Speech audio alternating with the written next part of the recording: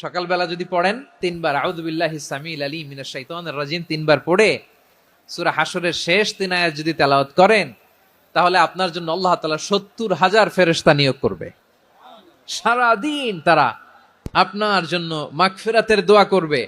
আর ওই দিন ইন্তেকাল করলে আল্লাহ তাআলা শহীদ হিসেবে আপনাকে কিয়ামতের দিন দাঁড় করাবে। আবার সন্ধ্যাবেলায় যদি পড়েন, সারা রাতের জন্য 70,000 ফেরেশতা মাগফিরাতের দোয়া করবে। ওই রাতে মারা গেলে শাহাদাতের মৃত্যু নসিব হয়ে যাবে। আযকারুস সাবাহি ওয়াল মাসা, সকাল সন্ধ্যার যে জিকির, এই জিকিরের অন্তর্ভুক্ত করে নেবেন এই ওয়াজিফাটা। যে হাদিসটা বর্ণনা করলাম সুনানে তিরমিজির হাদিস, যদিও হাদিসটা সনদের দিক থেকে দাঈফ, কিন্তু মুহাদ্দিসিনে একরাম বলেছেন যেহেতু এটা ফাজাইলুল আমালের হাদিস, এটা পড়ার ক্ষেত্রে কোনো নিষেধাজ্ঞা নাই, এটা পড়া যাবে। সো সকাল সন্ধ্যা যদি সুযোগ হয় এই ওয়াজিফাটা যেন আমরা পড়ি।